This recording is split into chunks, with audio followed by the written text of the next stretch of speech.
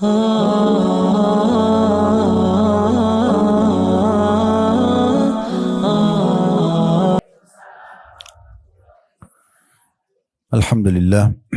kalimat suci dan mulia yang selalu kita ucapkan untuk Zat yang Maha Suci dan Maha Mulia, Allah Subhanahu wa Ta'ala. Satu-satunya Tuhan yang telah menciptakan segala sesuatunya, baik terjangkau atau tidak terjangkau oleh mata kita, di langit, di bumi, di kedalaman lautan, dan Dia memiliki sifat-sifat yang mulia, Maha Kuasa, Maha Adil, Maha Perkasa, dan penuh dengan kasih dan sayang. Allah Subhanahu wa Ta'ala memerintahkan kita agar beriman kepadanya serta juga boleh menikmati apa saja yang telah disiapkan selama itu halal.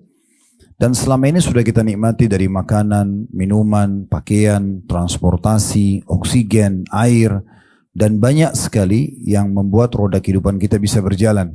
Dan nikmat-nikmat itu terus bisa kita nikmati sampai salah seorang di antara kita meninggal dunia. Dan dalam sebuah hadis disebutkan sesungguhnya rezeki seseorang itu akan mengejarnya sebagaimana ajal mengejarnya. Tidak akan wafat seseorang di antara kita sampai semua rezekinya disempurnakan. Kalau seteguk air itu memang sudah rezeki kita, maka tidak akan kita meninggal dunia sampai kita meneguknya. Ini adalah nikmat Allah Subhanahu wa Ta'ala yang Allah terus siapkan dan harusnya kita peka memahaminya dan mensyukurinya. Nikmat terbesar yang Allah berikan kepada kita adalah iman dan Islam, di mana kita bisa mengenal siapa pencipta kita, apa tujuan kita ada di muka bumi ini, mana yang boleh saya kerjakan dan saya tidak kerjakan, mana yang boleh saya nikmati dan tidak boleh saya nikmati.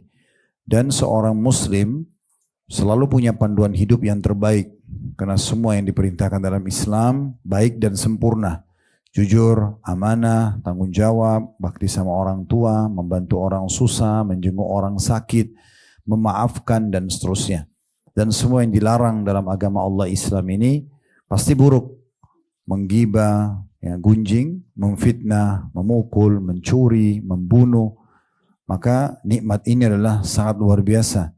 Karena merupakan kendaraan terbaik kita melalui roda kehidupan di muka bumi ini. Kita punya panduan hidup dan menjadi sempurna sebagai manusia, dan kita juga akan mendapatkan balasan yang baik di akhirat sana. Oleh karena itu kita harus mempertahankan nikmat besar ini sampai wafat. Allah berfirman dalam Al-Quran, وَلَا تَمُوتُنَّ إِلَّا وَأَنْتُمْ مُسْلِمُونَ. Jangan kalian meninggal dunia kecuali dalam keadaan Islam. Saya yakin ibu-ibu semuanya hadir jauh-jauh ke tempat kami ini. Semoga Allah catatkan sebagai setiap langkah dan pengorbanannya pahala di sisinya, dan juga menjadi penyebab pengampunan dosa-dosa, pemenuhan kebutuhan, dan juga peninggian derajat di surga kelak nanti. Semoga semua yang hadir, apapun hajat dunia akhiratnya dikabulkan oleh Allah Subhanahu wa Ta'ala. Yang masih sakit disembuhkan penyakitnya, yang terlilit utang dilunasi utangnya, dan apapun hajat-hajat dunia akhiratnya, semoga Allah segera kabulkan dan penuhi.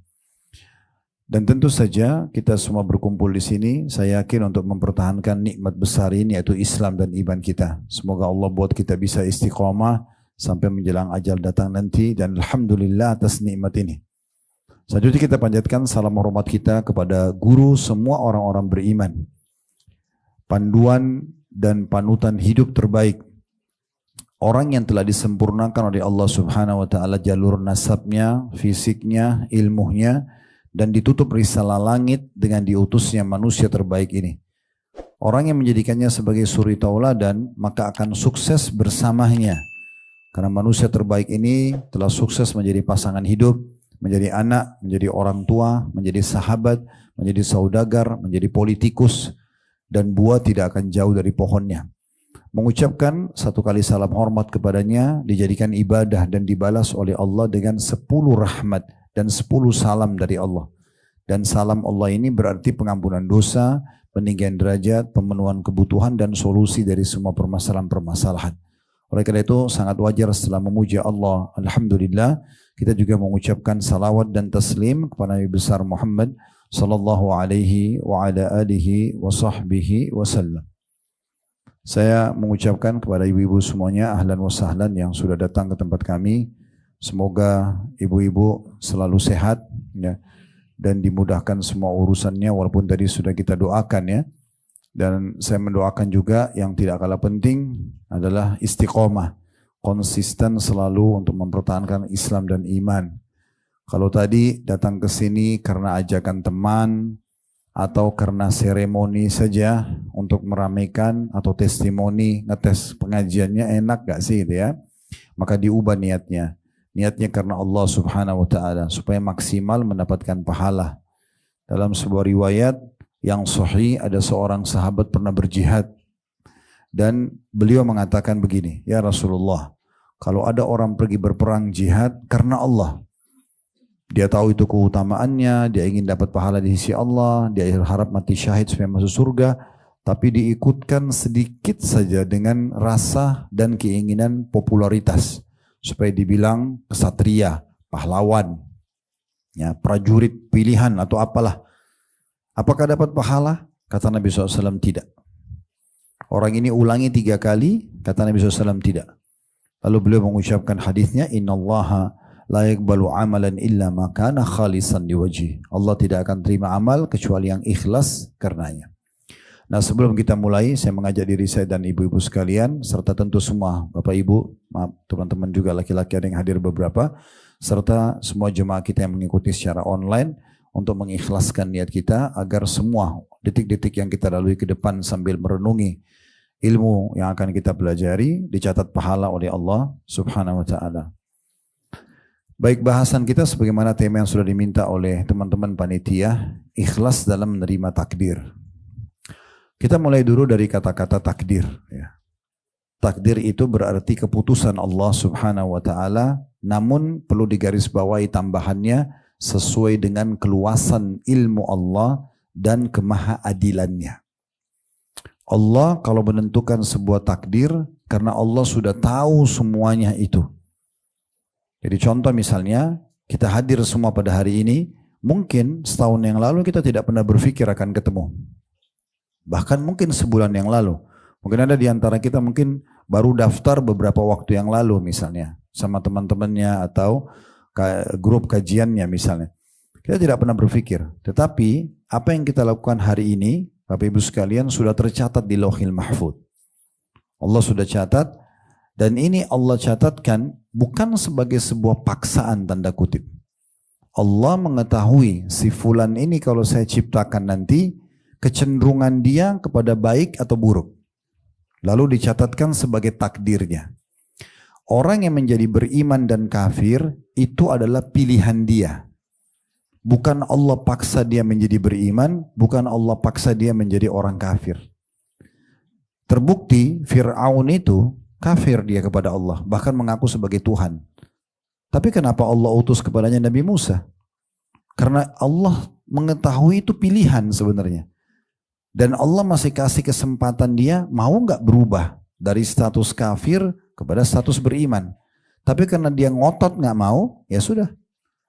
Sesuailah dengan apa yang Allah sudah ketahui, dia akan meninggal dalam keadaan kafir. Makanya dalam Al-Quran Allah mengatakan, "Faman syaa falyu'min wa man syaa falyakfur." Yang mau beriman silahkan, yang mau kafir juga silahkan. Semua itu Allah tentukan dengan keluasan ilmunya dan kemahaadilannya. Hari ini pada saat kita memilih pakaian kita masing-masing, sebenarnya kita bisa memilih pakaian warna lain. Kita bisa juga memilih tidak datang ke majelis ini. Misal ada di antara kita yang mau sibuk dengan ke mall, mau ke pasar, mau ngobrol duduk sama teman-temannya, bisa saja. Tapi apa yang Bapak Ibu pilih hari ini, Allah sudah tahu. Dengan kemahaadilannya, kalau kita akan pilih itu. Jadi kalau ada orang bilang, saya berzina kan karena takdir Allah. Benar. Tetapi Allah bukan suruh kamu berzina. Allah menciptakan nikah dan zina. Yang satu boleh, yang satu tidak boleh. Dua-duanya pelampiasan biologis.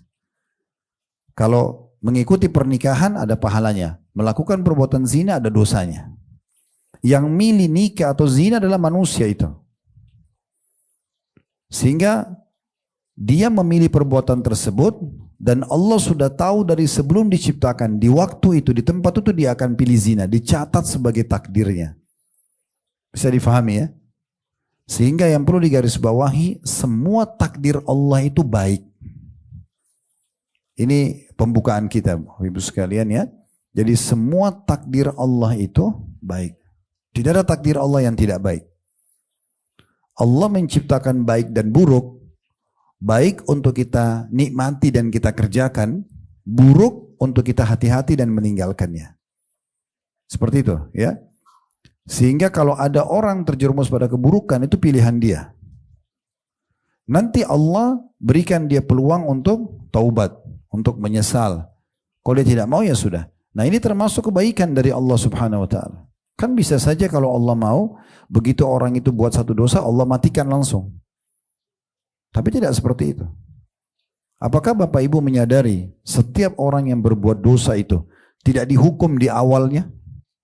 Misal contoh, maling yang ketangkap atau koruptor yang ketangkap.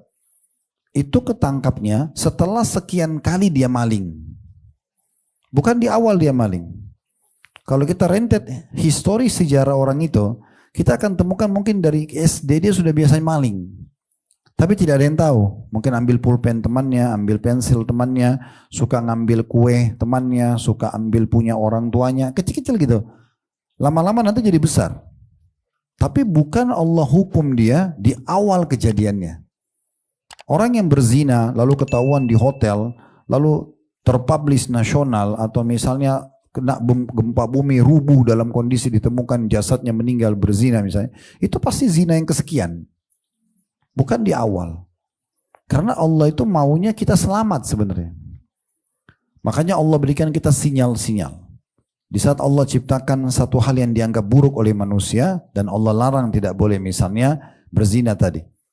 Kita kalau mau buat, Allah datangkan sinyalnya. Kita takut, khawatir. Nanti kalau ketahuan bagaimana ya? Hampir semua manusia sama. Supaya dia tidak lakukan. Kalaupun dia tetap mau melakukannya, nanti Allah datangkan peringatan lebih besar lagi. Seperti contohnya ada yang lihat dia. Supaya dia malu. Dia kembali enggak? Kalau tetap dilakukan juga, maka Allah datangkan peringatan yang lebih besar lagi. Nah seperti itu. Ya, jadi garis bawahi baik-baik, takdir itu semuanya kalau dari sisi Allah baik. Dari sisi Allah SWT baik gitu ya. Makanya di dalam sebuah hadis yang mulia, kata Nabi Muhammad SAW, dan hadis ini adalah hadis yang sahih, diriwayatkan oleh Imam Ahmad, "Ajibtu lil mu'min." Aku sangat kagum dengan perkara orang-orang beriman. Kata Nabi Muhammad SAW. Inna Allah la yaqdi lil mu'mini qadhan illa kana khairan lah. Karena Allah tidak menakdirkan satu keputusan buat orang beriman kecuali pasti baik buat dia. Coba kalau Bapak Ibu pertahankan imannya, apa yang kita lalui sehari-hari itu pasti baik semuanya. Kita bisa makan, kita bisa tidur. Sekarang berapa tahun umur kita? Dan berapa banyak kita rasakan kenikmatan. Bahkan kadang-kadang orang yang masih melakukan pelanggaran masih dikasih nikmat sama Allah. Kecuali sudah benar-benar melampaui batas, nah baru Allah berikan kepada dia hukuman yang berat. Gitu kan. Tidak mungkin Allah salah dengan janjinya. Orang beriman, orang beramal soleh, Allah mengatakan lanuhyiyannahu hayatan thayyibah. Kami akan hidupkan dia dengan kehidupan yang nyaman dan layak. Itu nggak mungkin salah. Udah, ibu dan bapak perbaikin hubungannya dengan Allah, baik semuanya. Nah, yang jadi masalah kita mulai masuk ke pelanggaran-pelanggaran yang Allah larang, akhirnya terjadilah pengurangan hak kita. Mirip kalau kita kerja di perusahaan, beda antara pegawai yang rajin, berprestasi, dia akan terima gajinya. Nah gitu kan. Bahkan dia bisa naik pangkat, bisa naik jabatan, bisa juga dapat bonus tambahan. Dibandingkan dengan pegawai yang ugal-ugalan. Dia kerja apa yang kapan dia mau, pekerjaannya kadang-kadang selesai tidak, kadang-kadang malas datang kantor. Nah itu seperti orang yang malas ibadah. Maka berkuranglah fasilitasnya. Nah seperti itu. Jadi Nabi SAW mengatakan, sungguh saya kagum dengan perkara orang beriman karena Allah tidak takdirkan untuknya kecuali kebaikan. Di dalam hadis yang lain, kata Nabi SAW, ajaban li amri mu'min, sungguh mengagumkan perkara orang-orang beriman. Inna amrahu kullahu khair. Karena semua urusannya orang beriman pasti baik. In asabahu sarra syakr. Kalau dia diberikan nikmat, ya, dia bersyukur. Wa in asabahu dharra sabar. Kalau diberikan ujian maka dia bersabar. Wala yakunu dzalika lil mu'min. Itu tidak dimiliki kecuali orang-orang beriman. Ya. Jadi perlu digarisbawahi bahwa saya memang takdir Allah itu sebenarnya semuanya yang Allah tentukan baik. Bagaimana kita mempertemukan ini? Dengan hadis Nabi SAW tentang rukun iman. Rukun iman, Bapak Ibu sekalian, yang keenam setelah iman kepada Allah, iman kepada malaikat, iman kepada kitab-kitab, iman kepada rasul-rasul, iman kepada hari kiamat, yang terakhir iman kepada takdir baik dan takdir buruk. Nah, bagaimana caranya kita memahami ini? Sementara ada bahasa atau kata-kata takdir baik dan takdir buruk. Nah, yang dimaksud dengan takdir buruk adalah pada makhluk itu, bukan keputusannya Allah. Kalau keputusan Allah semuanya baik. Yang buruk adalah si makhluk tadi. Contoh misalnya Allah larang makan babi, tapi dia sengaja makan. Maka jadi buruk buat dia nanti hukumannya gitu ya. Nah seperti itu. Jadi jangan pernah salah faham dengan masalah ini. Karena nanti orang bisa bersangka buruk kepada Allah subhanahu wa ta'ala. Sebagai rincian dari apa yang kami sampaikan, ada salah satu ulama Syekh Utsaimin namanya rahimahullah. Beliau mengatakan, menjelaskan dalam buku Syarah Al-Arba'in An-Nawawiyah di penjelasan tentang 40 hadis pilihan Imam Nawawi di halaman 88, beliau mengatakan takdir itu tidak ada yang buruk dari sisi Allah. Yang buruk hanyalah pada yang ditakdirkan atau makhluk. Si makhluk itu yang buat buruk dia. Karena dia melanggar, maka jadilah keputusan yang buruk. Ya kalau kita rasionalkan, tadi di perusahaan kalau kita kerja dan kita baik-baik saja, normalnya nggak ada perusahaan yang memberhentikan pegawai tanpa sebab. Apalagi berprestasi, perusahaan butuh dia, gitu kan? Harusnya dia dikasih lebih, gitu kan? Dipertahankan. Yang dihukum itu siapa? Orang-orang yang buruk. Dan perlu Anda tahu, perusahaan tidak mau orang buruk sebenarnya. Tapi setelah ketahuan dia buruk, baru dihukum, dikasih SP, surat peringatan 1, 2, 3, nggak mau dengar ya sudah dikeluarkan. Nah itu rasional ya. Kata beliau, saya ulangi lagi, takdir itu tidak ada yang buruk. Yang buruk hanyalah yang ditakdirkan atau yang makdur, manusia atau makhluk yang merasakan jelek. Takdir jika dilihat dari perbuatan Allah itu semuanya takdir baik. Ya. Sebagaimana disebutkan dalam hadis, ya, potongan hadis, wasyarru laisa ilaik, dan keburukan tidak pernah disandarkan kepadamu ya Allah. Jadi nggak pernah keburukan disandarkan kepada Allah Subhanahu wa taala. Jadi takdir Allah itu selamanya tidak ada yang jelek. Karena ketetapan takdir itu ada karena rahmat dan hikmah. Kejelekan itu murni hanya muncul dari pelaku kejelekan. Sedangkan Allah itu hanya berbuat baik selama-lamanya. Allah nggak pernah berbuat buruk selama-lamanya. Ya, jadi ini poin kita perlu garis bawahi. Makanya tadi hadis di salah satu potongan doa iftitah, ya. Doa iftitah itu banyak sekali, Bapak Ibu sekalian, ya, pilihannya. Tapi di salah satunya adalah ada potongan doa yang diriwayatkan Imam Muslim, wal khairu kullu fi yadaik wasyarru laysa ilaik. Semua kebaikan di tanganmu ya Allah, dan keburukan tidak disandarkan kepadamu. Keburukan tidak disandarkan kepadamu. Lalu ada pertanyaan lagi, kenapa Allah kalau gitu ciptakan yang jelek? Seperti misalnya, kan yang baik itu jujur, yang jelek itu bohong, ya. Yang baik itu misalnya dermawan, yang jelek itu pelit. Nah, Allah Subhanahu wa taala menciptakan semua ini dengan hikmahnya. Menciptakan kebaikan agar kita menjadikannya sebagai perangai kita kalau sifat. Dermawan, jujur, tanggung jawab, amanah, semua itu diciptakan sebagai bukti dikasih janji-janji positif. Bapak Ibu kalau searching di Google, tulis misalnya keutamaan amanah. Banyak banget ayat Al-Quran, hadits-hadits Nabi, ya, contoh-contoh dari orang-orang saleh, keutamaan bertanggung jawab misalnya, keutamaan jujur, keutamaan ini dan itu. Semuanya banyak. Berarti sebenarnya kita diarahkan untuk memiliki perangai-perangai ini. Kalau kita searching lawannya, ancaman, tidak bisa kita bilang keutamaan bohong, nggak akan keluar. Ancaman bohong, ancaman menggibah, ancaman memukul, ancaman mencuri. Nah keluar semua tuh ancaman ayat Al-Quran supaya kita tidak melakukannya. Nah gitu ya. Nah yang ini Allah ingin idealnya kita lakukan, yang ini kita tinggalkan. Saya rasionalkan lagi. Kalau Bapak Ibu kerja melamar di satu perusahaan, contoh di sini di kantor kami pun ada kadang-kadang orang datang melamar kerja. Maka yang pada saat dia pertama kerja, yang kami jelaskan dan pasti Bapak Ibu juga kalau punya perusahaan akan sama. Pekerjaan Anda adalah 1, 2, 3, 4, 5, semuanya bagus-bagus gitu ya. Kerjakan ini, nanti Anda akan dapat fasilitas ini gajinya, ini bonusnya, ini dan misalnya contoh. Nah, nanti perusahaan akan jelaskan di akhir, tapi kalau Anda ugal-ugalan, telat datang misalnya, atau tidak mengerjakan pekerjaan dengan baik, maka nanti akan ada surat peringatan. Tapi perusahaan tidak ingin yang ini. Ini cuma penyampaian saja. Kalau melanggar, perusahaan berharap ini pegawai baik dan juga bisa jalan. Nah seperti itu rasionalnya. Allah subhanahu wa ta'ala mau semuanya kita melakukan kebaikan.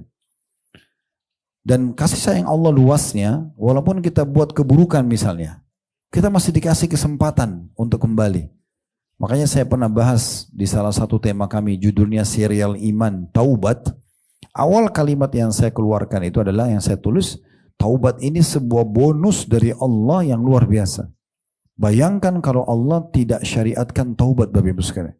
Kita buat dosa harus dipanggang, harus dipenggal, harus dipukul. Karena itu berat sekali. Taubat artinya kembali kepada Allah. Asal orang mau kembali aja kepada Allah, orang mau meninggalkan kesalahannya dan berubah jadi lebih baik, Allah terima dia. Ini susah di alam manusia. Sampai pernah ada sahabat berkata begini, ya Rasulullah, kalau saya buat dosa, apa yang saya lakukan? Kata Nabi SAW, taubatlah. Kalau saya ulangi lagi, kata Nabi SAW, taubatlah. Orang itu ulangi lagi. Kalau saya ulangi lagi, kata Nabi SAW, taubatlah. Lalu apa kata Nabi SAW? Allah tidak akan bosan dan jenuh sampai kalian bosan. Selama kau mau kembali silahkan. Allah masih kasih. Cuman ada perbedaan antara orang yang terus-menerus dalam pelanggaran dengan orang yang terus-menerus di atas ketaatan. Ya. Contoh misalnya, ada orang sudah 15 tahun, 20 tahun sholat, non-stop. Ada orang selama 10 tahun gak sholat, baru 5 tahun terakhir dia sholat. Beda dong sama yang 15 tahun sholat, derajatnya nanti di surga. Tapi yang ini masih dikasih kesempatan. Dengan taubat, oke, kamu masih bisa selamat. Tapi gak bisa sama derajatnya dengan yang orang yang rutin. Nanti ini yang membedakan tingkatan kita di surga. Tapi masih dikasih peluang dia untuk baik. Kembali. Berarti takdirnya Allah itu semua baik. Bahkan bagi para pelanggar pun masih dikasih kesempatan. Kalau takdir itu sifatnya mutlak luar biasa. Pokoknya yang taat dapat, yang melanggar langsung dihukum. Matikan, putuskan urat sarafnya, siksa langsung. Itu luar biasa. Siapa di antara kita yang tidak melakukan pelanggaran? Kan begitu. Jadi poin ini perlu digarisbawahi. Tentu Allah subhanahu wa ta'ala mencatat dan menciptakan sesuatu yang dianggap buruk ya sebagai perangai atau perbuatan agar manusia tidak melakukannya. Ini hikmahnya banyak sekali. Supaya manusia mengetahui yang pertama ada Tuhannya Allah yang mengatur. Kalau Anda mengatakan, Ustaz, kenapa Allah nggak ciptakan yang baik-baik aja semua? Kenapa harus ada yang buruk? Ya Allah sengaja ingin menguji hambanya. Kita patuh nggak secara totalitas? Dan kadang-kadang yang kita anggap buruk itu kalau tidak ada, nanti yang baik ini tidak terlalu maksimal kita menikmatinya. Sebagai contoh misalnya, sehat dan sakit. Coba kalau tidak ada sakit sama sekali. Misal contoh, mungkin sehat itu untuk kita syukuri secara persentase, mungkin antara 60-70% saja. Tapi kalau ada sakit, kita bisa menikmati dan mensyukuri sehat itu 100%. Sebagai contoh misalnya, bayangkan kalau kita hidup 50 tahun tidak pernah sakit. Kita nggak tahu nilainya sehat itu. Tapi kapan satu waktu kita sakit, lalu di depan mata kita meriang, demam. Di depan mata kita ada orang lagi minum air dingin, air es diteguk sama dia. Enaknya ya kalau kita sehat gitu ya. Sehat itu, sakit pun Allah ciptakan sebenarnya untuk mendatangkan pemahaman kalau ini nikmat loh. Karena kalau tidak ada jadi masalah. Gitu kan? Nah seperti itu kita memahaminya. Bahkan kadang-kadang ada hal-hal yang dianggap buruk oleh manusia, sebenarnya kebaikan buat mereka. Saya lupa apakah saya pernah ingatkan waktu dulu, pernah Anda mengikuti kajian kami juga, tapi ini sering saya sampaikan di pengajian. Bukankah orang-orang kalau ditanya mau capek enggak? Jawabannya pasti tidak. Mau sakit enggak? Pasti tidak. Gitu kan? Mau lapar enggak? Orang pasti enggak mau. Gitu kan? Tetapi kita lupa Bapak Ibu sekalian, ternyata dengan lapar maka enak makan. Ya. Sekarang kalau kita lapar, maka nasi sambal tempe saja lahap sekali kita makan. Coba kalau kita lagi kenyang, ditanya, ibu bapak mau makan apa? Apa ya? Masih mikir-mikir. Bahkan mungkin kalau dia makan, belum tentu dia habiskan. Sekarang lapar ini yang dianggap buruk di mata manusia, bukankah dia sebuah perangkat yang baik supaya orang menikmati makanan? Kan gitu ya. Sekarang kalau bayangkan Bapak Ibu sekalian kalau tidak pernah ada lapar, Bapak Ibu kenyang terus, kita kan tidak tahu kapan kita mau makan. Kan gitu. Begitu juga dengan haus. Tanya, mau haus gak? Orang tidak mau haus. Padahal sebenarnya haus itu justru perangkat dan kendaraan terbaik untuk menikmati minum. Kita kalau lagi tidak haus nih, ditanya, ibu bapak mau minum apa? Minum apa ya? Panas, dingin, masih milih-milih. Tapi kalau kita haus, saya mau air es. Misal kita lagi puasa, pas buka puasa, pengen minum yang dingin-dingin dan manis. Di situ kita nikmatin benar setiap tegukannya. Belum tentu kita rasakan setiap tegukan nikmat begitu setiap harinya. Belum tentu. Hanya pada haus saja. Sekarang kalau dari pagi, Bapak Ibu tidur terus. Misal tidur, habis subuh tidur sampai malam. Contoh, anggaplah dia muslim, dia bangun sholat, tapi tidur lagi. Seharian tidur. Malam disuruh tidur lagi, mau tidur gak? Sudah enggak. Kadang-kadang kita kalau sudah di atas 30-40 tahun itu, mungkin tidurnya maksimal 6 jam. Kita nggak bisa lagi kayak anak kecil 8 jam gitu ya. Mau paksa tidur juga nggak bisa. Benar nggak? Ya, jadi memang 6 jam itu sudah maksimal. Jadi kalau kita tidur terus, anggap 6 sampai 8 jam, malam, siang misalnya, atau pagi sampai siang, sampai sore, malam suruh tidur nggak bisa tidur lagi. Tapi coba kalau dari pagi kita aktivitas, capeknya luar biasa. Malam tidur 2 jam aja, enak nggak? Nah, berarti capek itu pun sebuah perangkat yang positif, benar nggak? Makanya mulai sekarang kalau lapar, kalau haus, kalau capek, jangan bilang aduh lapar, aduh haus, aduh capek. Alhamdulillah lapar, alhamdulillah haus, alhamdulillah capek. Karena dengan itu kita rasa kenikmatan, termasuk sakit juga. Alhamdulillah saya sakit, karena dengan ini saya tahu nilainya kesehatan itu. Nah, ini cara memahaminya. Jadi Allah Subhanahu wa taala menciptakan baik dan buruk itu pun sebenarnya ini untuk jadi perangkat merasakan besarnya nikmat daripada nikmat yang sedang ada gitu ya. Dan kita tahu kita punya Tuhan Allah Subhanahu wa taala yang mengatur semuanya, itu hikmah yang paling besar dari masalah takdir gitu ya. Begitu juga Allah Subhanahu wa taala memberikan peluang bagi orang yang melakukan kesalahan untuk taubat. Ini juga hikmah diantaranya adanya takdir-takdir itu ya. Dan bagaimana orang bisa memunculkan sifat ya, toleransi, sifat kepedulian terhadap orang lain. Sekarang terjadi bencana misalnya, maka okelah mereka tertimpa sebagai sebuah ujian, mungkin karena ada pelanggaran mereka lakukan kepada Allah gitu ya. Tapi muncul kepedulian dari orang lain. Siapa yang menggerakkan hati orang-orang lain untuk bantu kampung yang sedang bencana? Kan bisa saja Allah hapus rasa kasih sayang dalam hati mereka, mereka tidak mau bantu. Tapi ini semua orang berebut mau membantu. Sekarang Palestina dibombardir, bukankah orang seluruh dunia mau bantu?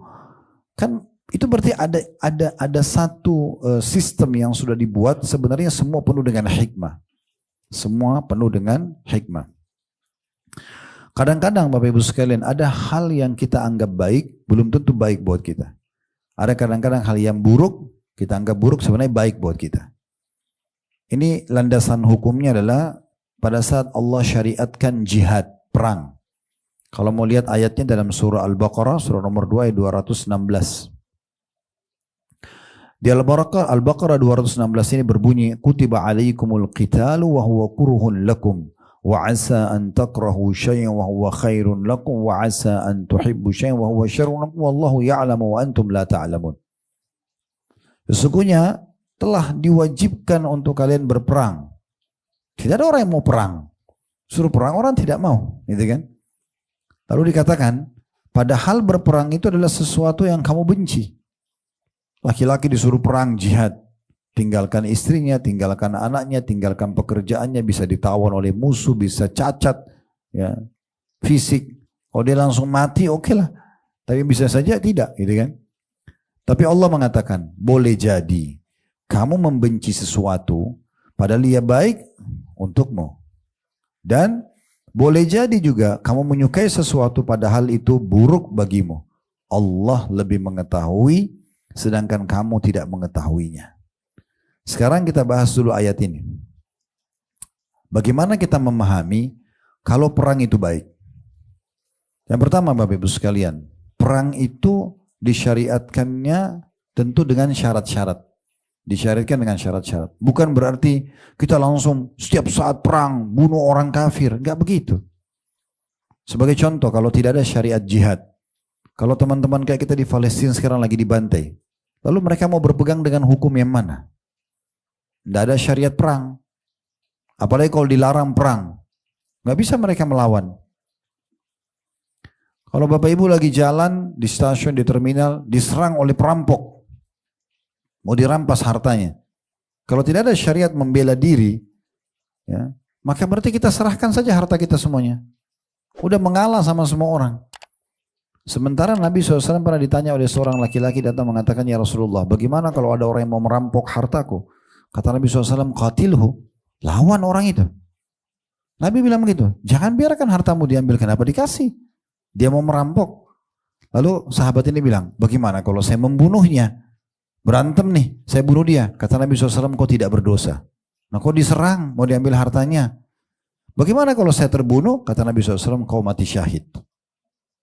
Begitu disyariatkan dalam Islam.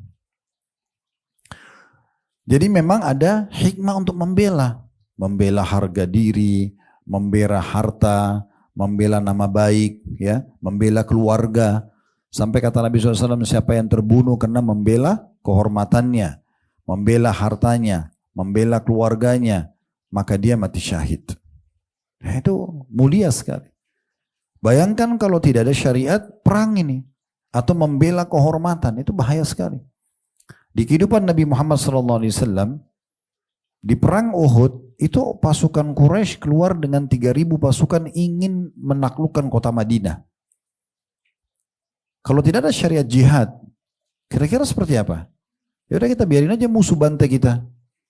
Tapi karena ada syariat jihad, maka Nabi SAW keluar bawa pasukan menghadapi mereka. Lalu disitulah kita lihat keajaiban-keajaiban bagaimana Allah benar dengan janjinya. Allah menangkan pasukan, Allah turunkan malaikat. Ya. Berapa banyak orang-orang kafir yang masuk Islam karena terjadi peperangan misalnya ya. Tapi ini sekali lagi ada tata caranya. Tidak benar orang yang mengatasnamakan jihad misalnya dengan bom sana sini. Kayak kasus Indonesia pernah bom Bali, bom di Jakarta sini berapa kali. Dengan alasan itu orang kafir, ini kebohongan dari mana ini? Gak ada ajaran dalam Islam begini. Dia bom dirinya baru dia bilang mati syahid. Mati syahid dari mana? Kalau kita masuk medan perang, lawan musuh, lempar bom, bom itu kebetulan kena juga kita. Bukan kita masuk bunuh diri. Oke, masih syahid. Tapi dia bunuh dirinya, bunuh diri namanya, gitu kan? Tidak bisa dimasukkan dalam kategori ini. Ya. Ini sebagai contoh. Jadi memang ada adab-adabnya.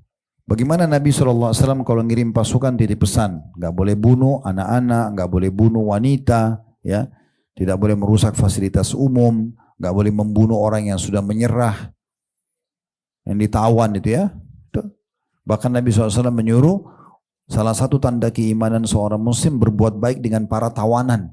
Tawanan-tawanan di masa Nabi Muhammad SAW itu menceritakan, kami waktu ditawan oleh kaum muslimin, kami temukan para sahabat Muhammad, sahabat-sahabat Nabi, ridwanullah alaihim, sahabat Nabi Muhammad SAW, itu memasukkan roti-roti manis ke mulut kami, para tawanan, sementara mereka sendiri makan kurma kering. Berbuat baik dengan tawanan, maka banyak tawanan yang masuk Islam. Jadi Islam tidak mengajarkan perang main bantai sembarangan orang. Kan? Kalau ibu dan bapak lagi perang sama seseorang, lalu dia lepaskan senjatanya, udah ditawan saja. Sama juga tidak ada mutilasi dalam Islam, tidak boleh membakar, tidak boleh. Nabi SAW marah Kalau ada orang yang membakar, selain beliau mengatakan tidak pantas membakar kecuali pemilik api itu. Ya. Tidak ada mutilasi dalam Islam. Kita udah tusuk musuh mati ya sudah.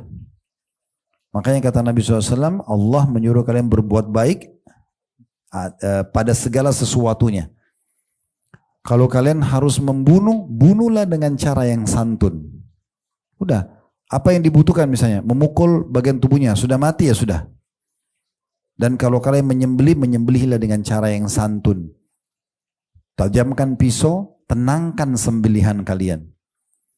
Sama hewan sampai seperti itu. Sampai pernah ada sahabat di masa Nabi SAW mau sembelih domba, ditidurin, ya, kemudian diinjak perutnya sama dia, orang itu, lalu dia asap pisau sambil domba itu ngelihat. Nabi SAW melihat, Nabi mengatakan apa? Apa kau ingin membunuhnya 2 kali? Kenapa kau tidak asa sebelumnya? Kenapa sekarang? Kenapa biarin dia lihat? Itu yang salah satu menyebab dagingnya jadi keras nanti. Sudah coba kambing kami di sini ya? Belum? Ada baunya nggak? Jujur, jujur. Jangan kena di restoran kami ya. Salah satu yang kami jadikan sebagai tagline kami itu adalah bayi-bayi bau. Ibu tahu nggak rahasia yang kenapa kambing kami itu tidak bau, kemudian tidak keras? Cara sembelihnya. Kita mengikuti cara sembelih Nabi. Pisaunya tajam, nggak diliatin ke hewannya. Kalau hewan lagi makan nggak diseret, biarin dulu. Kemudian ditidurkan tuh dengan sangat tenang. Dia tidak tahu kalau dia akan disembelih. Nah, dan pada saat dikuliti, yang digantung itu kakinya. Biasanya kan ada kalau dia dikuliti itu tanduknya ya. Nah kalau tanduknya darahnya masuk lagi. Nah darah itu kalau sudah kena udara kontaminasi bakteri. Darah ini kalau tangan Bapak Ibu luka sedikit, hitungan detik itu sudah ada bakterinya. Makanya jangan kalau luka disedot lagi darahnya. Pernah lihat gitu ya? Itu nggak boleh tuh. Selain darah nggak boleh dimakan, ya walaupun darah kita sendiri juga itu sudah ada bakterinya. Jadi kalau dia digantung kakinya, semua darahnya keluar. Jadi bersih dagingnya itu. Baca bismillah, menghadap kiblat. Saya kadang-kadang kalau Idul Adha, kalau lagi tidak bimbing haji, seperti tahun kemarin, Allah belum tadi kami berangkat. Biasanya kami berangkat bimbing melalui Uhud Tour yang Allah amanahkan itu. Saya pergi ke kandang kami di Bogor, lalu saya ajarkan pada kaum muslimin cara menyembelih. Seperti apa. Dan daging yang kami bagi pun memang terbukti semuanya bagus gitu ya. Nah sebenarnya ke situ. Tuh, karena ajaran syariat sudah jelas. Ya. Ajaran syariat sudah sangat jelas. Perlu kita garis bawahi juga ada doa yang diajarkan Nabi SAW agar kita meminta semua takdir kita dijadikan baik. Semuanya dijadikan baik. Ini menandakan tidak ada takdir Allah yang buruk. Di antara doa yang sangat masyhur, dan ini hadis yang sahih, diriwayatkan oleh Ahmad dan Ibnu Majah. Allahumma inni as'aluka minal khairi kullih. Ajilihi wa ajilihi. Allahumma artinya ya Allah.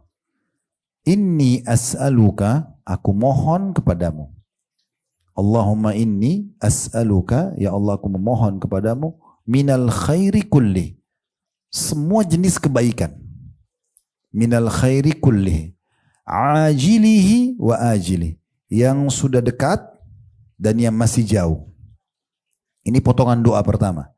Allahumma inni as'aluka minal khairi kullihi ajilihi. Pakai ain yang pertamanya ya. Ajilihi. Yang keduanya pakai hamzah. Wa ajili.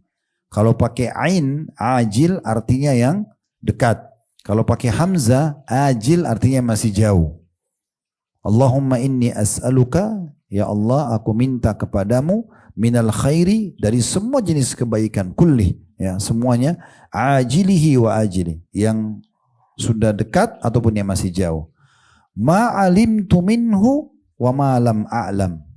Ma alimtu minhu artinya apa yang aku ketahui, ma alimtu minhu, apa yang aku ketahui, wa ma lam a'lam, dan apa yang belum aku ketahui.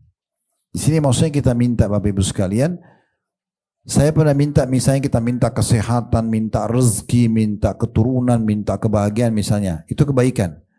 Kalau ada kebaikan juga yang belum saya minta, maka kasih juga ya Allah. Ya, saya ulangi awal potongannya ya. Allahumma inni as'aluka minal khairi kullihi ajilihi wa ajili. Ma alimtu minhu wa ma lam a'lam.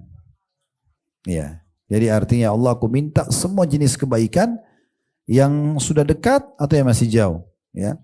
Yang aku ketahui dan aku tidak ketahui. Ya. Wa a'udzubika, dan aku berlindung kepadamu. A'udzubika ini sudah masyhur ya. Artinya saya berlindung kepadamu minasyarri kullih, dari semua jenis keburukan. Ajilihi wa ajili, mirip tadi potongan pertama. Keburukan yang sudah dekat atau keburukan yang masih jauh. Ini potongan kedua doanya ya. Wa a'udzubika minasyarri kulli. Dan aku berlindung kepadamu dari semua keburukan. Ajilihi yang sudah dekat, wa ajili pakai hamzah yang keduanya, dan yang masih jauh. Diulangi lagi, ma alimtu minhu wa ma lam a'lam. Tadi seperti potongan pertama. Ma alimtu minhu, apa yang aku ketahui. Wa ma lam a'lam, dan apa yang aku tidak ketahui. Ada yang lewat gak yang lagi nulis? Ada yang mau diulangi gak? Saya ulangi lagi. Baik. Allahumma inni as'aluka minal khairi kulli ajilihi wa ajili ma alimtu minhu wa ma lam a'lam. Sampai sini aman? Sudah tahu terjemahannya? Ya Allah, aku minta semua jenis kebaikan, dekat ataupun jauh. Aku ketahui atau aku tidak ketahui. Masya Allah. Jadi ustazah semua ini langsung. Hitungan detik sudah langsung tahu terjemahan, tahu doanya. Nah sekarang potongan keduanya mirip tapi diganti khair jadi syar. Khair kan kebaikan. Nah ini syar.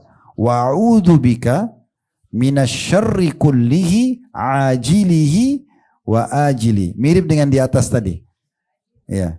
Jadi wa'udzu ya bika, dan aku berlindung kepadamu ya Allah minasyarri, dari semua keburukan, kullihi ajilihi yang sudah dekat, wa ajili, dan yang masih jauh. Ma alimtu minhu wa ma lam a'lam, apa yang aku ketahui dan aku tidak. Jadi kalau misalnya Bapak Ibu berdoa ya Allah selamatkan dari kemiskinan, dari penyakit, yang kita tahu kita ucapkan semua, tapi di sini kita minta ya Allah yang saya belum ucapkan juga, kalau itu buruk jauhkan. Nah, gitu. Ya. Sekarang potongan ketiganya. Allahumma inni as'aluka ya, min khairi, Allahumma inni as'aluka min khairi ma sa'alaka abduka wa nabiyyuka ya. Ya, ini terjemahannya Allahumma inni as'aluka, ya Allah aku mohon kepadamu ya min khairi, dari kebaikan, ma sa'alaka, apa yang telah dimohon kepadamu, abduka wa nabiyyuka, hambamu dan nabimu, maksudnya Nabi Muhammad SAW. Ini doa agung sekali ya. Usahakan kalau belum pun dihafal, ditulis, nanti diamalkan, karena doa ini luar biasa. Karena pernah ada orang datang kepada Nabi Muhammad SAW lalu bilang begini, ya Rasulullah tolong ajarin saya doa. Ya.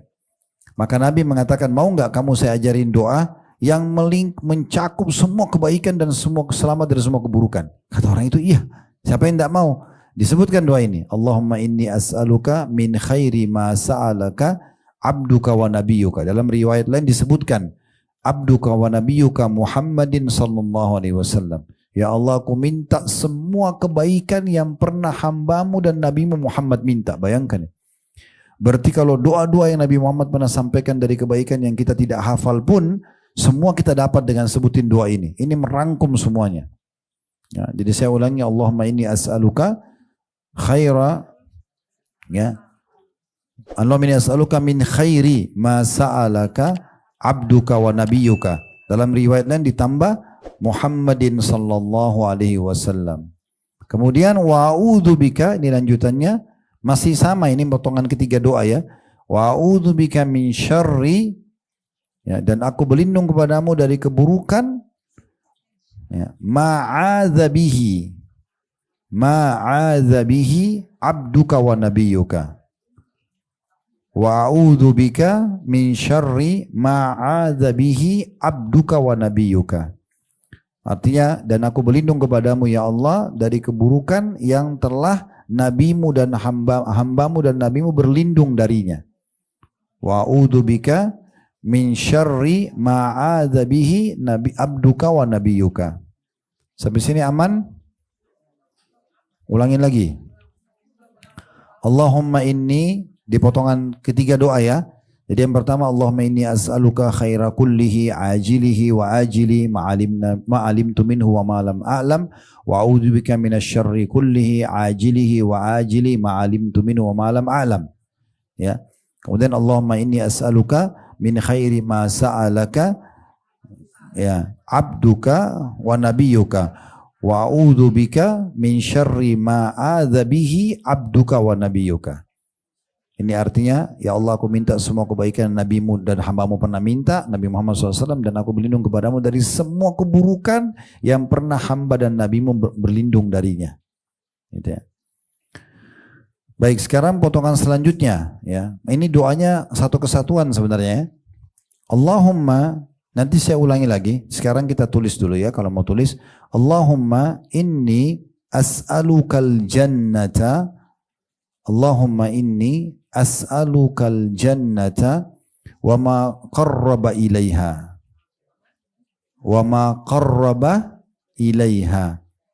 Ya, Allahumma inni as'alukal jannata wa ma qarraba ilaiha min qaulin au amal. Saya ulangi ya. Allahumma artinya ya Allah, inni as'aluka, aku mohon kepadamu, al jannata, surga, wa ma qarraba ilaiha, dan apapun yang bisa mendekatkan kepadanya, min qaulin, dari setiap perkataan, ya, au amal, atau perbuatan, au amal, ya, ya. Ada yang ketinggalan? Ya, ma qarraba ilaiha min qaulin au amal, gitu ya. Baik, sekarang lanjutannya masih di ini potongan keempat doa tadi ya. Wa a'udzubika minan nari, wa a'udzubika minan nari, dan aku berlindung kepadamu dari api neraka. Wa ma qarraba ilaiha, wa ma qarraba, mirip dengan tadi. Wa ma qarraba ilaiha, dan apapun yang bisa mendekatkan kepadanya, mendekat ke neraka itu ya. Min qaulin au amal, dari perkataan ataupun perbuatan. Nanti kita ulangi semua dari awal ya. Au amal, ya. Tadi kan kita minta surga dan apapun yang bisa mendekatkan kita kepadanya dari perkataan dan perbuatan. Nah, potongannya yang selanjutnya, aku berlindung kepadamu dari neraka dan apa saja yang bisa mendekatkan ke neraka itu dari perkataan dan perbuatan, gitu. Nah, yang terakhir ini, potongan terakhir ini yang jadi saksi bahasan kita. Wa as'aluka, ini potongan terakhir doa. Wa as'aluka an taj'ala, wa as'aluka an taj'ala kulla qada'in. Saya ulangi, wa as'aluka an taj'ala kulla qada'in, kulla qada'in, ya, qada'in. Saya ulangi, wa as'aluka an taj'ala kulla qada'in qadaitahu, qadaitahu li, tambah li setelahnya khairan. Itu terakhir. Saya ulangi ya, wa as'aluka an taj'ala kulla qada'in qadaitahu li khairan. Artinya, ya Allah, aku mohon kepadamu agar engkau menakdirkan, menjadikan semua keputusanmu untukku kebaikan. Nah, ini kita dianjurkan berdoa ini. Berarti bisa nggak takdir kita semua baik? Bisa. Bisa, gitu kan? Itu sederhananya, sering berdoa kepada Allah SWT dan kita jaga keimanan dan amal soleh kita. Sama dengan kalau kita berprestasi di perusahaan, dapat semuanya. Nggak ada, bukan cuma di dunia, di akhirat juga kita dapat. Jadi tinggal bagaimana kita mengontrol saja. Setiap ada bisikan syaitan yang membuat kita supaya berbuat dosa, ya kita tepis. Baik, kita ulangi dari awal doanya ya. Allahumma inni as'aluka minal khairi kullihi ajilihi wa ajili. Ya Allah, aku minta semua jenis kebaikan, ya, cepat atau lambat, yang sudah dekat atau yang masih jauh. Ma'alimtu minhu wa ma'lam a'lam. Yang aku ketahui dan aku tidak ketahui. Sekarang masih potongan pertama ini. Lanjutannya, wa'udzubika minasyarri kullihi ajilihi wa ajili. Dan aku berlindung kepadamu dari semua jenis keburukan yang sudah dekat atau yang masih jauh. Ma'alimtu minhu wa ma'lam a'lam. Yang aku ketahui atau aku tidak ketahui. Ini masih potongan pertama.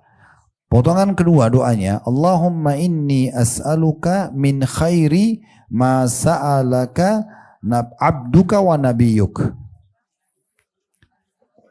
Ya Allah, aku mohon kepadamu, ya, semua kebaikan yang pernah diminta oleh hambamu dan nabimu. Saya bilang tadi dalam riwayat lain ada tambahnya Muhammadin sallallahu alaihi wasallam. Wa a'udzu bika min syarri ma a'adza bihi abduka wa nabiyuk. Dan aku berlindung kepadamu dari semua keburukan yang pernah hambamu dan nabimu berlindung darinya. Ya. Ya. Sekarang kita pindah di potongan selanjutnya ya. Allahumma inni as'alukal jannata wa ma qarraba ilaiha min qaulin aw amal. Ya Allah, aku minta kepadamu surga dan apapun yang bisa mendekatkan kepadanya dari perkataan dan perbuatan. Wa a'udzubika minan nari wa ma qarraba ilaiha min qaulin aw amal. Dan aku berlindung kepadamu dari neraka dan apapun yang mendekatkan kepadanya dari perkataan dan perbuatan. Nah, potongan terakhir doa ini jadi saksi bahasan kita. Wa as'aluka an taj'ala kulla qada'in qadaitahu li khaira. Dan jadikan semua yang engkau takdirkan kepadaku ya Allah itu kebaikan. Semuanya baik. Tidak ada lagi keburukan. Ya.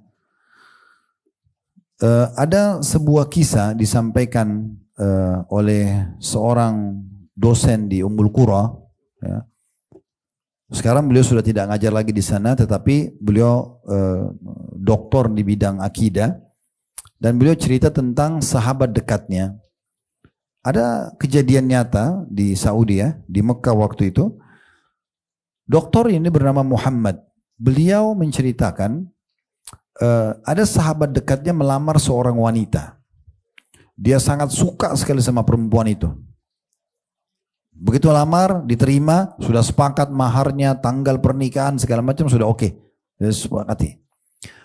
Kurang lebih 2 atau 3 bulan sebelum akad nikah, tiba-tiba pihak wanita membatalkan sepihak. Tanpa sebab. Si calon mempelai laki-laki ini, temannya Dr. Muhammad, coba ngelobi ke orang tuanya, nanya, gak ada jawaban. Orang tuanya bilang, kami juga nggak tahu. Nanya anaknya, pokoknya anak perempuan ini cuma mau tolong batalkan pernikahan. Apa sebabnya? Saya nggak tahu. Pokoknya saya tidak mau. Di lobi keluarganya nggak mau pokoknya. Intinya dibatalkan pernikahan. Kata Dr. Muhammad, selama 2-3 bulan, teman dekat saya ini selalu berdoa. Selalu berdoa, ya Allah kembalikan wanita itu, saya suka sama dia, jadikan dia jodoh saya, ngerengek-ngerengek sama Allah. Kata Dr. Muhammad ini dalam ceramahnya, dia bilang waktu saya dengar teman saya itu lagi berdoa, karena kesian saya juga bilang, ya Allah kabulkan. Karena luar biasa dia mohon-mohon, karena dia sudah suka sama orang itu. Tapi kata Dr. Muhammad uniknya, Allah nggak kasih. Allah nggak takdirkan. Ya, nggak dikasih sama Allah. Sampai lewat hari H yang harusnya mereka nikah, ini sudah dibatalin 2-3 bulan sebelumnya. Selama ini terus dia berdoa nih. Pas tiba hari H, sudah lewat tanggal yang disepakati. Berarti orang juga sudah pastikan undangan batal semuanya. Perempuan ini dilamar laki-laki lain, dia terima. Kata Dr. Muhammad, subhanallah atau maha suci Allah, saya tahu bagaimana Allah sayangnya kepada teman saya justru setelah perempuan itu ingin nikah sama laki-laki lain. Bulan pertama menikah, karena Dr. Muhammad ini kenal juga keluarga perempuan ini. Beliau bilang, bulan pertama menikah, perempuan itu divonis kena kanker payudara. Ganas yang harus dipotong payudaranya. Kisahnya begitu. Yang sebelah kanan. Jadi baru 1 bulan menikah, tanpa payudara sebelah. Bulan kedua dari pernikahan, kanker itu menyebar ke payudara sebelah kiri dan harus dipotong dua-duanya. Di bulan ketiga, ini kisah nyata. Ternyata ditemukan ada masalah di urat saraf di otak belakang wanita ini membuat kedua matanya buta.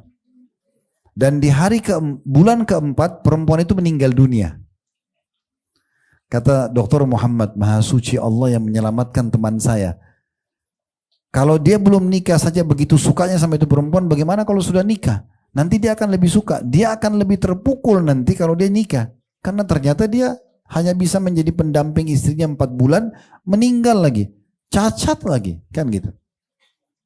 Jadi Allah menyelamatkan kita dari banyak hal Bapak Ibu sekalian yang mungkin buruk depan mata kita. Mungkin kita nggak jadi nikah sama si fulan, nanti setelah sekian tahun baru kita tahu, oh ternyata dia koruptor, oh ternyata dia penjahat. Syukur dulu saya nggak nikah sama dia. Bisa begitu. Mungkin satu waktu kita pernah mau bisnis sama seseorang nggak jadi. Kita baru tahu sekian lama, oh ternyata memang dia penipu. Berapa banyak hal-hal yang seperti itu. Oleh karena itu kesimpulannya adalah bersangka baik sama Allah. Apapun yang Allah takdirkan hidup kita pasti baik. Kita mau keluar rumah nih, sudah janjian. Ibu-ibu sudah rapi, hujan deras. Alhamdulillah. Berarti ada hikmahnya. Kita tidak tahu. Kisah yang lain terjadi juga di Eropa. Salah satu pengusaha muslim. Dia mau take off dari satu negara Eropa ke negara Eropa yang lain. Kisahnya begitu. Dia harus meeting nih di sana. Takdirnya Allah luar biasa. Orang ini soleh. Dia datang ke bandara, masih ada setengah jam sebelum take off, tapi sudah closing, tidak bisa lagi terima. Dia mohon-mohon, padahal dia pakai bisnis kelas, nggak bisa. Pesawat masih ada, udah nggak bisa, sudah tutup, nggak boleh. Dia lobby nggak bisa. Akhirnya apa boleh buat? Dia telepon ke teman-temannya di sana, saya nggak bisa, saya harus next flightnya, nanti penerbangan sesudahnya. Udah sambil dia nunggu, sambil dia merenung apa hikmahnya ya. Subhanallah 15 menit pesawat yang tadi take off itu jatuh. Kecelakaan. Dia tadinya bertanya-tanya dalam dirinya apa nih ya. Padahal kalau dia meeting bisa untung sekian banyak. Justru setelah lihat itu kecelakaan, alhamdulillah. Amalkan ini ya. Sebagai penutup dalam ceramah kita, silakan kalau ada yang mau bertanya sudah ini. Nabi Muhammad SAW itu selalu memuji Allah dalam setiap keadaan Bapak Ibu sekalian. Level manusia itu kan yang paling buruk dikasih nikmat berkeluh kesah. Kalau kita ketemu sama orang seperti ini cirinya begini Bapak Ibu sekalian. Kalau kita ketemu pasti dari awal ketemu sampai akhir keluhan semua. Suaminya buruk, pembantunya buruk, istrinya buruk, pekerjaannya buruk, semuanya jelek. Ini jangan jadikan teman ini, nggak boleh. Nggak ada syukurnya sama sekali, semuanya salah. Ini manusia buruk. Di atasnya standar orang-orang beriman. Diberikan nikmat, bersyukur. Diberikan ujian, dia bersabar. Tapi ada level di atasnya. Ini yang Nabi Muhammad SAW amalkan. Diberikan nikmat bersyukur, diberikan ujian bersyukur. Ujian pun bersyukur. Ya, karena beliau sangat faham dan mengajarkan kepada kita harus memahami Allah tidak menantikan kecuali kebaikan. Walaupun itu buruk di mata kita sekarang, belum tentu buruk ke depannya. Gitu kan? Allah lebih tahu. Kan seperti itu. Maka Nabi Muhammad SAW dikatakan dalam riwayat yang sahih, kalau beliau sedang ada nikmat, beliau mengucapkan Alhamdulillahilladzi binikmatihi tatimmus salihat. Itu diamalkan Bapak Ibu sekalian ya. Kalau ada nikmat, syukurnya bukan cuma Alhamdulillah. Tapi Alhamdulillahilladzi binikmatihi tatimmus salihat.